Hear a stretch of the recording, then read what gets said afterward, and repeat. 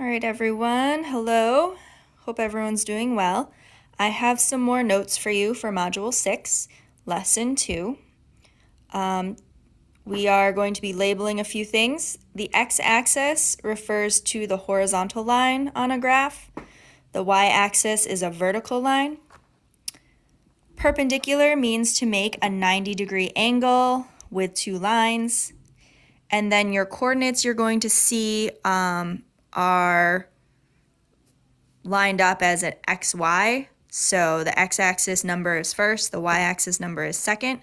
So for example, 2, 4 means move 2 along on the x-axis and 4 on the y-axis. So the order of those coordinates will matter moving forward in 5th grade and through everything. So real quick, just wanted to give you the answers to the questions for the independent work that I gave you.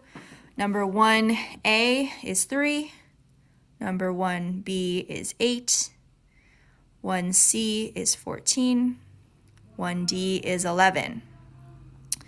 Number 2, plotting t so that the distance from the origin is 10. Each interval is equal to 1, so it should be there on your graph. And for this one, the interval is 1/4, so point M will be at 2 3/4, and then the distance from point P to point M is 1 2/4 or 1.5 if you reduce it down. On the next page, for number 3, you can see, if I can spread it out a little bit farther, there we go, the number line placements and where they should all be in terms of our number line. Remember, the orientation now is going from right to left, so it's a little bit different, so just be careful with your placements. And then if you did the bonus number 4, they need a scale and direction from a point of origin, so start at blank and go blank intervals or units. All right, now let's go on to lesson 2. It says use a square to draw a perpendicular line to the x-axis through points P, Q, and R. Label the new line as the x-axis. So what I did is I just took a Post-it note so that you can make the square like this. And it's going to be a little hard for me to do it one-handed, but whoops. If you have 2 hands, you'll be able to make a nice straight line that's perpendicular. Obviously, mine's a little hard because I have to hold the camera and the paper. When you get over here to Q, your orientation will have to turn. So you line it up so that your lines are perpendicular as best you can. It makes a 90-degree angle. Okay? And then over here, we have our R, and we want to make our line perpendicular, again, as best we can.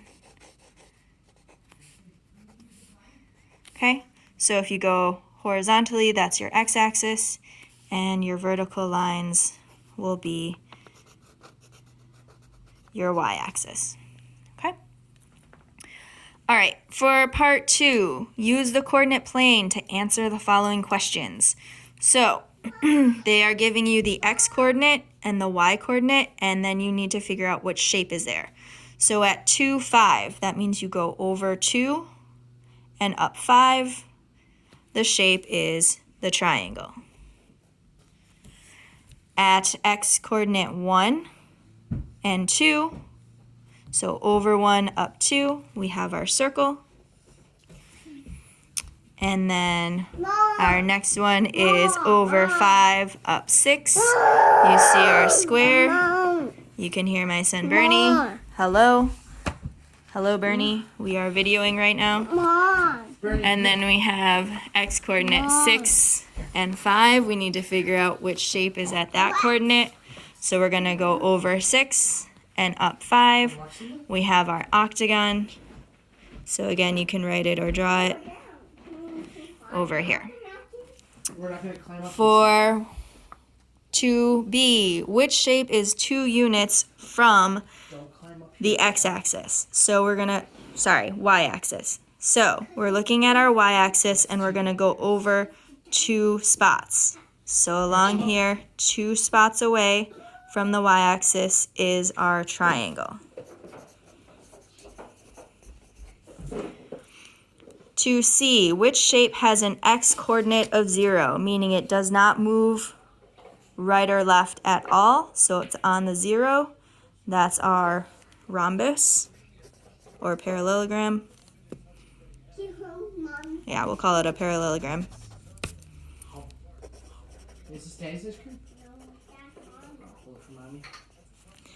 And then lastly, which shape is 4 units from the y-axis and 3 units from the x-axis?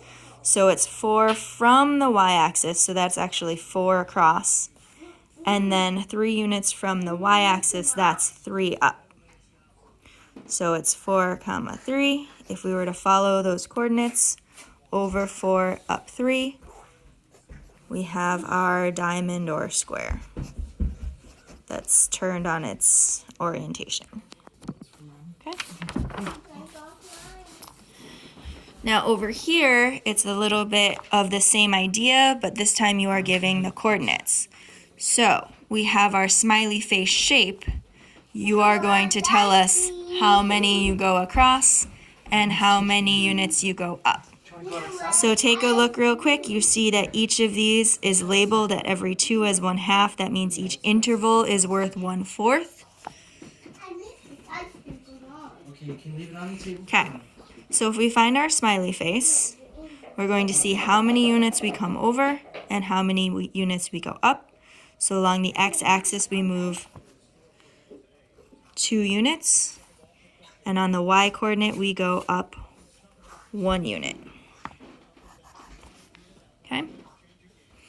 When we look for our diamond shape, we notice it's on the same line on our x-axis, so 2 across, and it's between 3.5 and 4, so it's 3 3/4.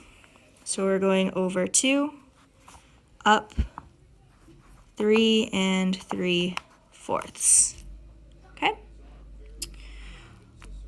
We are now looking for our sun shape, which is here.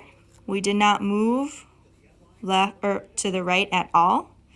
We just moved up 2, 3 3/4. So the x-coordinate we moved none, and then we moved up 3 3/4 units. We have the heart shape along here. So it moved across between 3.5 and 4, so that's 3 3/4. And it didn't go up at all, so our y-coordinate is 0.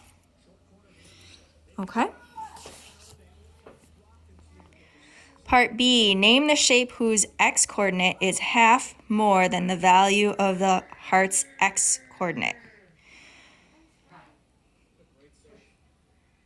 So half more than the value of the heart's x-coordinate. So the heart's x-coordinate is 3 3/4. What is half more? So we need to go over 2 spots. There's only one shape on that line, and it's the star. Okay. Part C, plot a triangle at 3, 4. So we have to go over 3, up 4,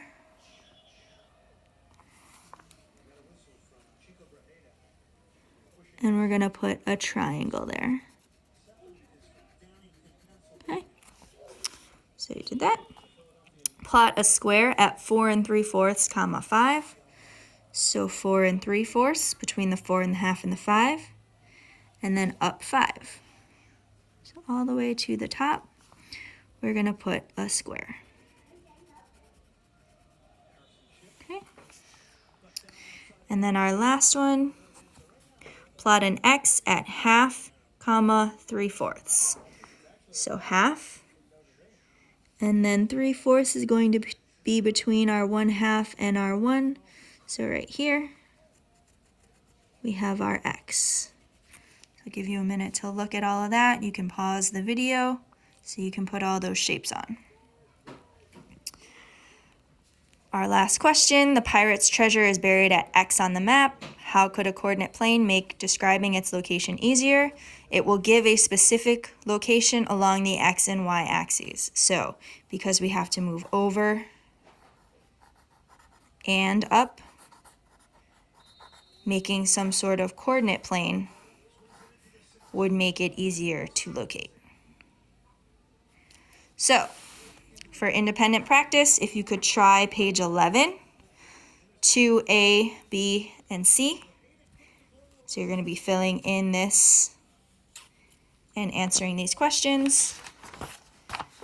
And then on the back, if you could do 3A, B, C, D, and E, okay, by using that coordinate plane. And then number 4 is a bonus. What could he do to make it easier to find the time capsule? So hopefully this was helpful, and continue working.